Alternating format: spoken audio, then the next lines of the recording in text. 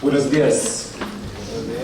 Estoy muy feliz de estar aquí en Guanajuato, en este maravilloso congreso Transplanted Roots, raíces trasplantadas. La oportunidad de ver a mis estimados amigos Ricardo Gallardo, Evaristo Aguilar, muchos exalumnos y otros amigos, y la oportunidad de conocer a percusionistas jóvenes es para mí realmente emocionante. Se nos ha pedido que reaccionemos a la cuestión de contracultura de percusión y en este contexto leeré en inglés parte de un ensayo más largo sobre un concierto extraordinario que tuvo lugar en la frontera de los Estados Unidos y México en 2018. Pero primero quiero agradecer a nuestros estimados anfitriones de la Universidad de Guanajuato, a mis colegas Ayun Juan y Vanessa Tomlinson, con quienes he colaborado en este proyecto Transplanted Roots, y lo más especial a nuestro organizador, un gran percusionista y amigo, profesor Iván Manzanilla. Muchas gracias a todos.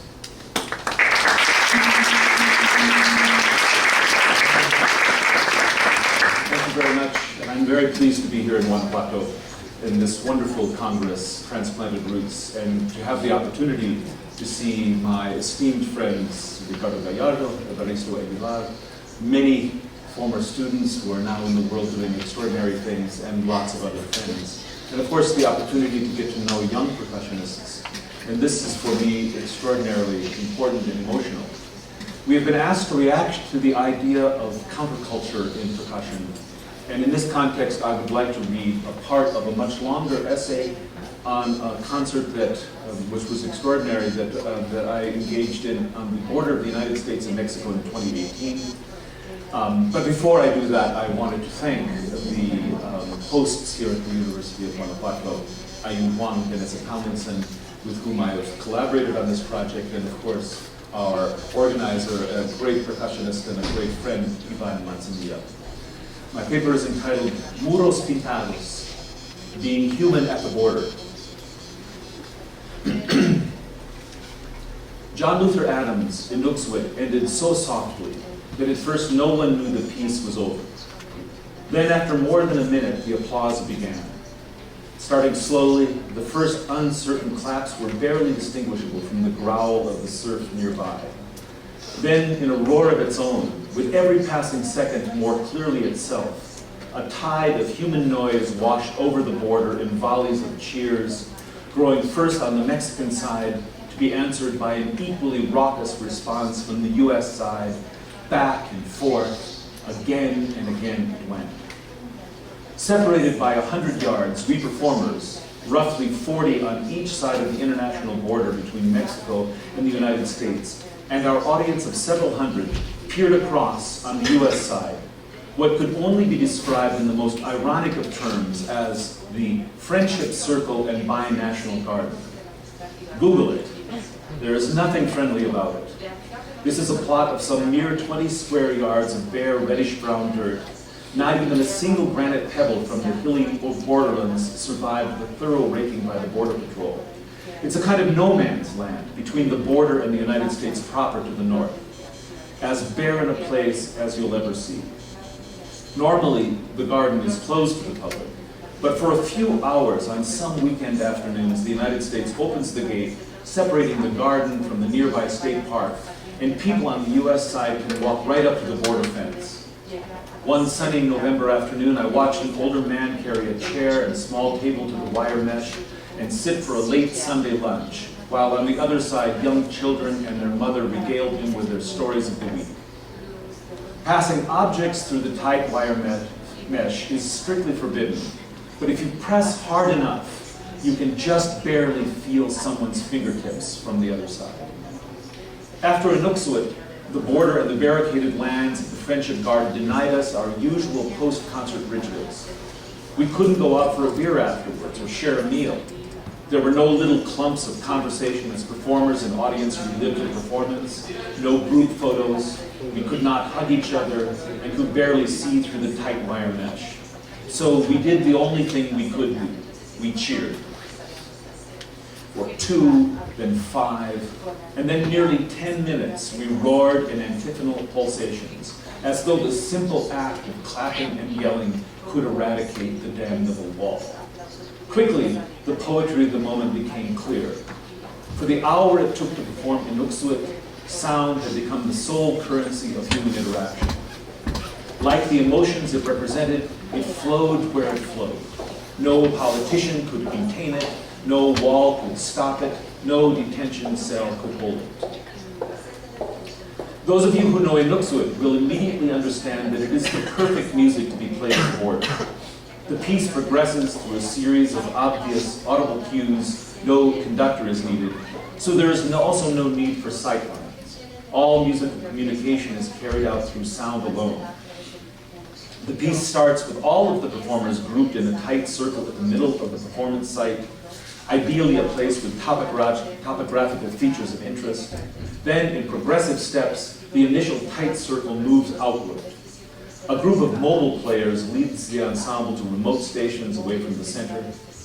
Through the incantatory calls of conch shells and sirens, followed by ritual responses from drums, cymbals, and gongs, Inuksuit expands both in physical impetus and in musical power to fill the chosen space. After nearly an hour in a parallel exhalation, the process reverses itself. The players gradually return to their original central positions and the music grows quiet. Finally, sporadic bird calls performed on glockenspiels and piccolos punctuate the stillness in ever-sparser evocations of natural sounds. At last, there is silence. And then the true magic of Inuksuit begins. The listener's attentive ear, trained to hear every sound as music, now with no more music to which to attend, turns its acuities to the natural sounds of the site. A sudden gust of wind through the scrubby coastal vegetation has real sonic force.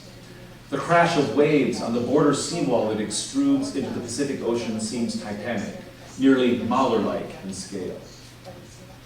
With abundant natural noises, there is of course no real silence at the end of Inuksuit, just a heightened awareness of the sounds of the earth. And yet, we should not call these natural sounds music. They are so much more than that. Inuksuit resists the Cagean notion that all sounds are music, if only we might perceive them as such. I met and spoke with Cage on several occasions and found him to be a friendly and gentle person. He is without a doubt an important figure in our world. However, once an adherent, I no longer accept the anthropocentric conceit that is at the core of his silent piece from 1952, 4 minutes, 33 seconds. Perhaps, as Cage maintained, there is no such thing as silence, but I believe that not every sound aspires to the condition of music. John Luther Adams' latest compositions thankfully propose a middle category between what we call music, perceived with intention and motivated by the aesthetic mind, and all the other non-musical sounds, random, quotidian, and devoid of artifice. And he does so with the simplest of means, by asking us to pass through the lens of music to the inherent beauties and meanings of natural sound. In the aftermath of Inuksuit, we hear the sounds of the chosen performance site with astonishing clarity. Birdsong from local birds becomes a potent sonic force, but in my mind it does not become melody. Crashing waves have a spectral power, but they do not act as rhythm. If we can succeed in distancing ourselves from the framing language of the musical context, no matter how comfortable that makes us feel, we can perceive sounds as what they truly are, the vital and organic sonic texturing of the planet. They reveal to us where we are and outline for us our rightful and modest roles there. They might be signpostings of deeply resonant natural patterns, or harbingers of radical transformation. They might indicate the fundamental health of a place, or, increasingly, toll warning bells of radical climate change and an unsustainable human encroachment on the natural world. For anyone willing to pay attention, these sounds are redolent with meaning and ache with a beauty that is refreshingly indifferent to us. Only a musician could say that they are somehow inferior to music. Now to the point of this conference. We have come to the moment where we wonder aloud whether Inuksuit, performed at the US-Mexican border in the dark days of the Trump administration, was a political action, a countercultural moment. Clearly, the sonic force of the music defied the political intentions of the border wall. In that sense, it certainly was countercultural. And news coverage of the event, from the fulsome piece in the New Yorker to Al Jazeera film crews sent to cover it, saw the confrontation between art and government as the principal metaphorical axis of the event. But for me, as I said to anyone who would listen, Inuksuit was not political in that sense. It was not political with a capital P, in which sides were to be taken in the increasingly heated discussions surrounding governmental immigration policies. However, what Inuksuit actually does might be described as political with a small p, in the sense that it sharpened dynamic and fluid interactions among people and elaborated the language of these interactions in the service of better understanding the cultural and historical dimensions of our moment. This occasion does not offer the time necessary to discuss the music of John Luther Adams in a full way, or even mention in detail the deeper structures of Inuksuit. Suffice it to say at this moment that the word Inuksuit itself means to act in the capacity of the human, and was inspired by stone sentinels constructed by Inuit people that ring the circumpolar Arctic. These large stone structures, called Inuksuit, were placed by native people as navigational markers to indicate hunting grounds, sacred sites, or simply to mark a place where good things happen. On a spiritual level, Inuksuit is tied to the nearly 4 decades John spent in Alaska as an environmental activist and composer, and to his lifelong ties to native people and traditions there. On a musical level, the rhythms and form of Inuksuit are based on the shapes of the stone markers and are meant as a tribute to the perseverance and intelligence of those first stewards of the Arctic lands. Addressing this gathering of percussionists, I will use Inuksuit as the entry point to a brief discussion of the grand 20th century project of the percussive art. When I commissioned Inuksuit from John, the compensation package for which included a personal gift of a nearly 40-year-old bottle of single malt whiskey, the same number of years he lived in the North, I had multiple goals. One of the main ones was the hope that John might help lead us out of the cul-de-sac of percussion, of percussive modernism. Please don't misunderstand me.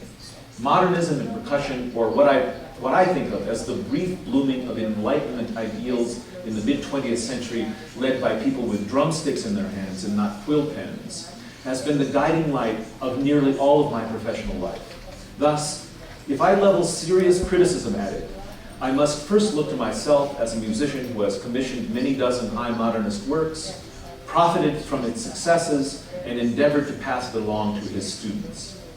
In fact, I love this music, both as sound and as ideal. I love that from a far-flung confederacy of traditions, we were able to find singular and commonly held goals.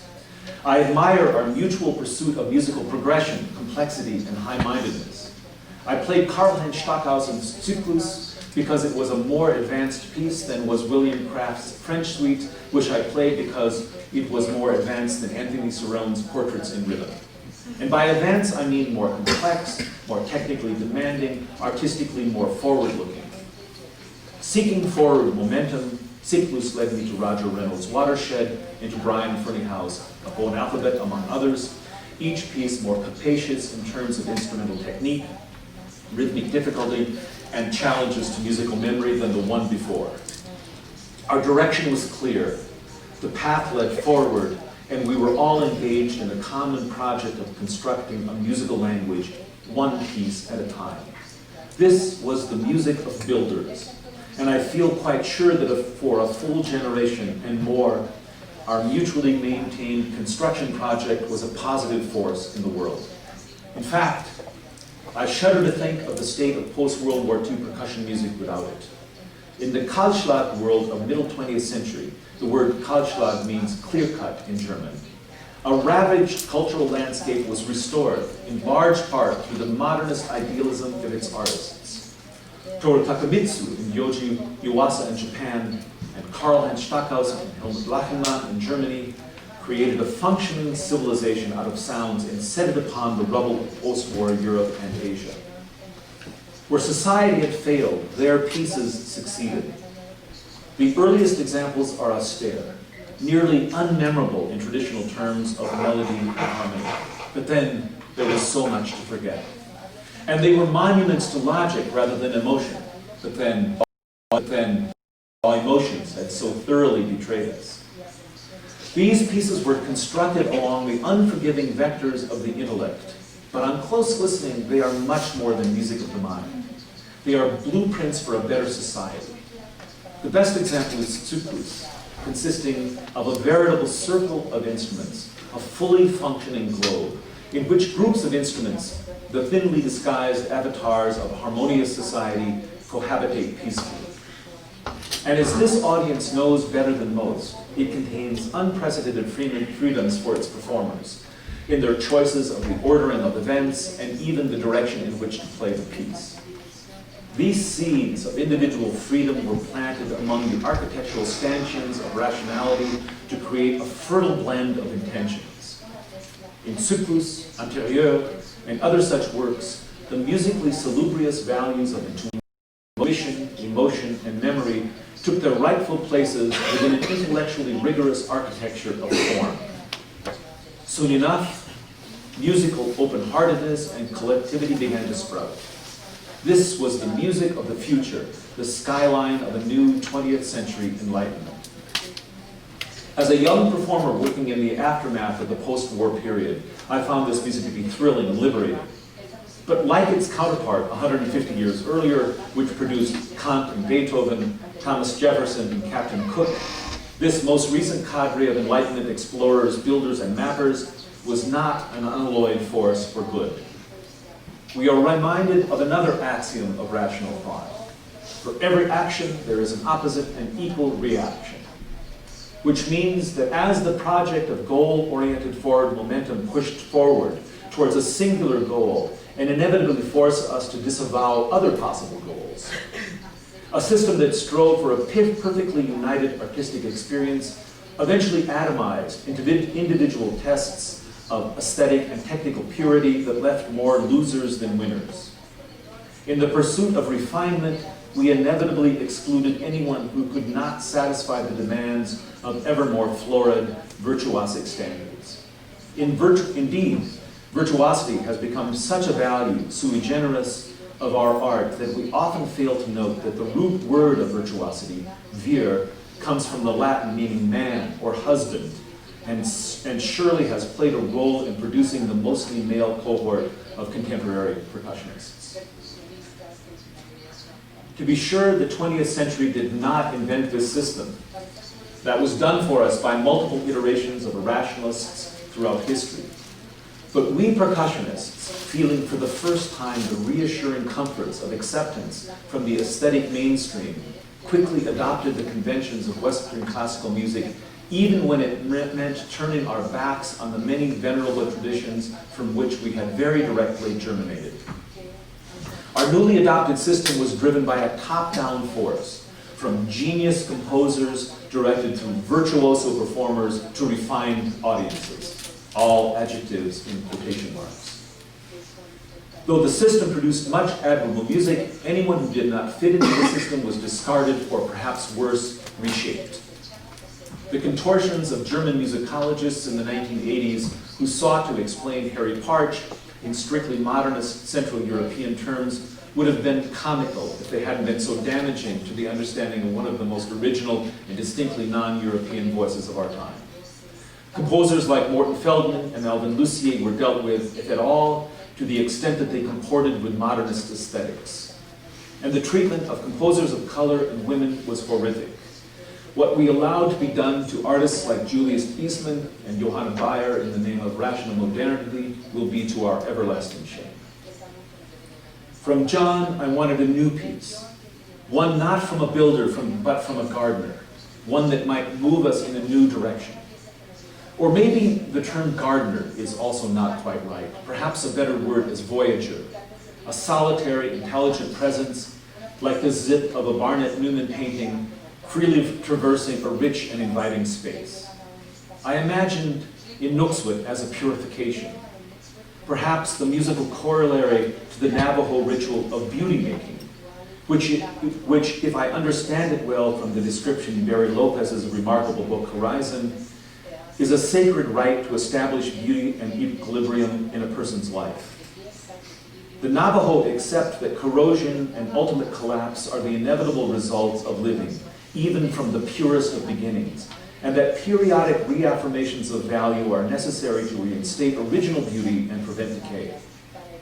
Brother David Steindl-Rast, a Benedictine monk, speaks in similar terms about the inevitable discharge of spiritual electricity as a new and vital religion through gradually accreting organizing structures of liturgy and stricture, eventually becomes a pile of empty rituals, devoid of zeal.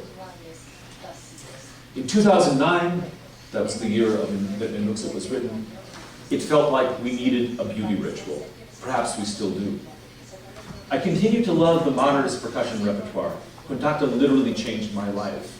And works like The King of Denmark and Interior still sing in my ear with a pure voice. But I also see the latent dangers of monoculture and exclusion. I bemoan how separated we have become from our audiences, and in spite of sincere and constant efforts, how a white male percussionist has a markedly better chance for success in our world than anyone else. In practical terms, it wasn't simple to execute this concert. Logistical problems dominated our early conversations. We found plentiful percussionists among the Mexican community in Tijuana, and even recruited some players from Mexico City and a group from Guanajuato, many of whom are present today. But providing the full complement of instruments proved difficult. Among many other instrument requirements, each member of the drumming group needs 7 tom-toms. For the metals group, that number was 7 cymbals.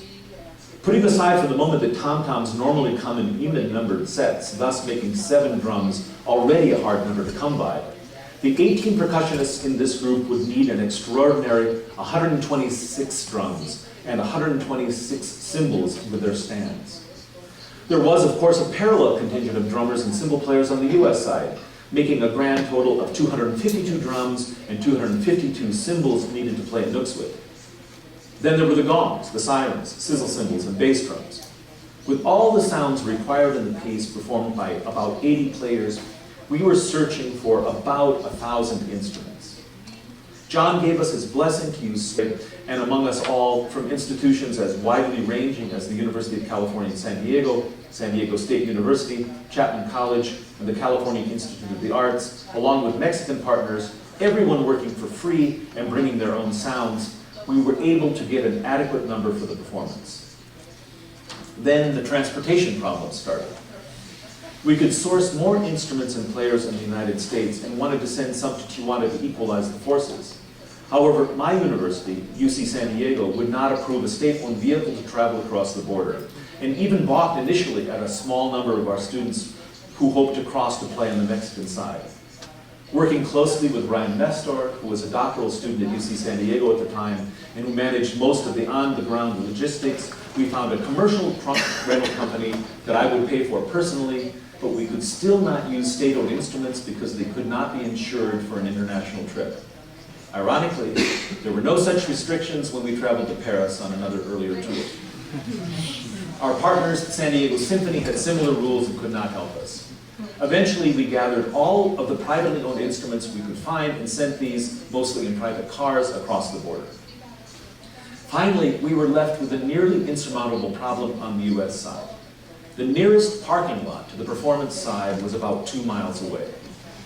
There's a dirt road that passes down through the scrubby hills and along a usually passable arroyo. On an early scouting trip, the Border Patrol told me, if it rains, you won't be able to play the concert. Which I took to mean that if it rained on the concert day, we couldn't perform. No problem. However, what they meant was that if at any time before the concert date there was rain, the road through the arroyo would be washed out and would be impassable until spring. Heavy rains in early December, a full 2 months before the performance, meant that we could not use the access roads. Nearly 2 miles of walking on soft beach sand was already a lot to ask of our audience, Performers could certainly not make multiple trips carrying heavy drums, gongs, and sirens. A staff member of the San Diego Symphony offered his large pickup truck and proposed to port the instruments by driving along the beach. Knowing how deep and soft the sand was, the Border Patrol required him to prove that he could do this without trouble. In the first 100 yards of his test run, he got stuck in the sand and the truck caught on fire. With 48 hours before the performance, I sat down in a very sober face-to-face with Martha Gilmer, the CEO of the San Diego Symphony, and we decided, regrettably, to cancel the performance. People would understand, we hoped. In the meantime, Katie McDonald, Martha's assistant, had been working her contacts in the Border Patrol. Far from being adversaries in this venture, these officers had been supportive, generous, and eager to help from the beginning. Katie made a deal. If we didn't publicize it, and by the way, this is the very first public moment I have spoken of this, we could meet an agent early in the morning, and he would open a private, government-only road for exactly 15 minutes so that exactly 2 cargo trucks could transport instruments to the border. All the players would have to hike in. Katie and her contacts in the Border Patrol truly saved this performance. We drove in, set up, and hurriedly arranged a rehearsal, shouting instructions and corrections through the fence. Then we wondered whether anyone would brave the 2-mile walk to come and listen. In a moment I will never forget, I walked to the beach, about 50 yards to the west of where we had set our instruments, and looking north, saw hundreds of people walking towards us. Some were carrying folding chairs, others food and drink, a few were even on horseback. Katie's 85-year-old mother was there walking with friends, regular audience members of the San Diego and La Jolla Symphonies were there, Al Jazeera was there. Inuksuit began quietly at first, and this music that I love so much, a wedding gift from John for Brenda and me, which I had played in the Canadian Rockies, in a manicured garden in Scotland, among the hills and hollows near Knoxville, Tennessee, and in an ill-advised indoor performance at the Park Avenue Armory in New York, was drifting across the border. The first booming note from the Mexican side of the border raised gooseflesh, which has to this day not completely subsided.